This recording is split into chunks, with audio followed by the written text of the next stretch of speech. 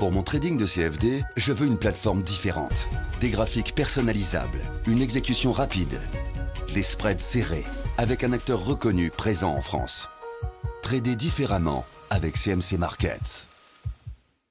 Salut, c'est Trado, voilà, vidéo de mise à jour pour l'indice parisien et pour Belvédère qui m'a été demandé de nombreuses fois. Alors on va commencer par le pari du jour qui a été perdu pour moi, puisque moi j'avais fait le pari qu'après la chouette réintégration de la Bollinger, enfin au-dessus de la Bollinger inférieure, donc entre la Bollinger supérieure et la Bollinger inférieure, et du fait qu'on avait rebondi là sur cette zone de support rose, j'avais dit bon bah normalement aujourd'hui on devrait faire un plus haut. En plus il y avait un rami haussier là.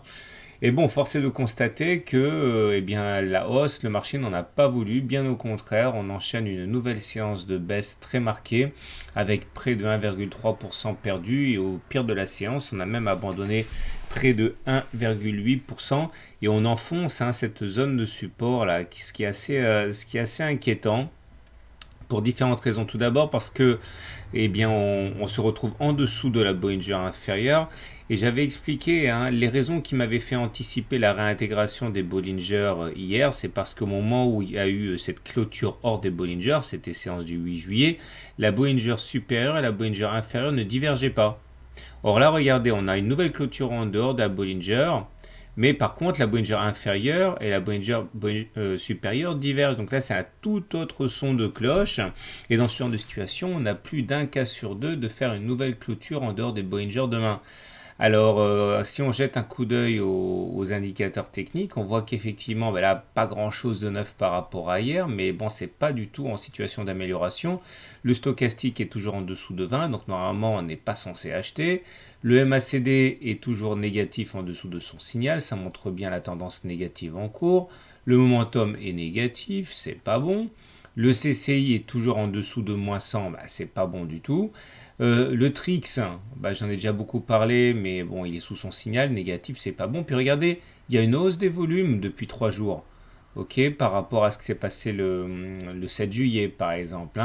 Et donc ça montre que la baisse en cours n'est pas fortuite. Il y a vraiment des sorties assez importantes. Donc c'est assez inquiétant. Donc du coup, si on respecte les statistiques, eh bien pour demain, mon pari, ça va être une nouvelle clôture en dehors des Bollinger, puisque on a plus d'une chance sur deux de le faire. Mais voilà, c'est quand même inquiétant ce qui se passe là. Si on bascule du côté de l'hebdomadaire, bien qu'on ne soit pas en fin de semaine, regardez, ça c'est issu de ce que j'avais sorti la semaine dernière. Eh bien, vous voyez qu'on était dans un biseau ascendant. Les biseaux ascendants se cassent généralement par le bas. Ça a été chose faite il y a 3 semaines. Et l'objectif théorique est d'aller chercher les 4100. Alors, ça ne se fait pas sans coup férir. Il y a des résistants, enfin des supports. Les supports correspondent en fait à tous les plus bas intermédiaires qu'il y a eu. Donc, les 4300 qui sont en train de lâcher, mais également les 4185 qui pourraient être atteints aussi. Mais le support le plus important à très court terme, c'est la Bollinger inférieure ici, vers 4280, 4270. Ça pourrait effectivement nous permettre d'y voir un petit peu plus clair pour un rebond technique. Mais vous voyez que le potentiel baissier du biseau n'est absolument pas épuisé. On reviendra sur ça la semaine prochaine. Non, ce week-end. Donc, toujours est-il que si on revient à notre graphe journalier, j'aimerais attirer votre attention sur le fait que maintenant, on est clairement en dessous du nuage. Donc, on est en tendance baissière. Et en plus, la Chinku, là, eh bien, elle aussi est en dessous des prix. Donc, ça veut dire qu'elle confirme la pesanteur, la tendance baissière. Donc, théoriquement, on peut tout à fait descendre. Et tant qu'on sera en dessous du nuage, eh bien, on sera en tendance baissière. Voilà, passons maintenant à l'analyse de Belvédère. Et avant que j'oublie, n'oubliez pas que ce soir, c'est justement le webinaire, la conférence en ligne, bien sûr comme d'habitude gratuite, pour apprendre comment fonctionne Ishimoku. Donc maintenant, Belvédère. Alors, Belvédère est ici. Alors Belvédère aussi est aussi en souffrance, puisque on va commencer par l'hebdomadaire, c'est ce qu'il y a de plus significatif pour bien comprendre ce qui se passe. Alors là, vous remarquerez également une chose, hein, c'est qu'on est en dessous du nuage de manière significative. On a tenté de repasser au-dessus du nuage, c'était ici, mais on s'est pris une volée de bois vert. Et tant qu'on est en dessous du nuage, on est en tendance baissière. Hein. À noter également que la Chinku est en dessous des prix, ça confirme hein, la tendance très baissière sur Belvédère en unité de temps hebdomadaire. J'aimerais vous montrer un tutoriel que j'ai réalisé sur les triangles symétriques de creux. Alors, les triangles symétriques, comme son nom l'indique, c'est un triangle symétrique, comme ça, et de creux parce qu'il apparaît en fin de période de baisse, et généralement, il se casse par le bas. Le premier objectif, c'est d'aller chercher le point le plus bas du triangle symétrique, c'est ici.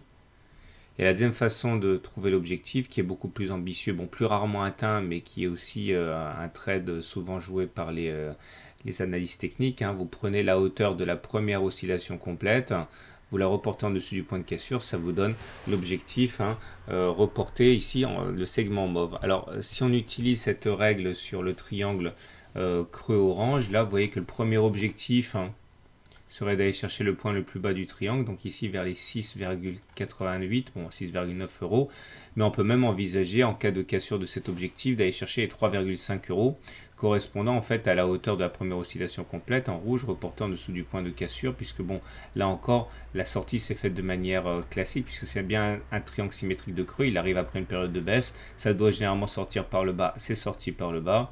Donc 6,9 euros, première zone où on pourrait rebondir violemment, et puis sinon c'est 3,5 euros.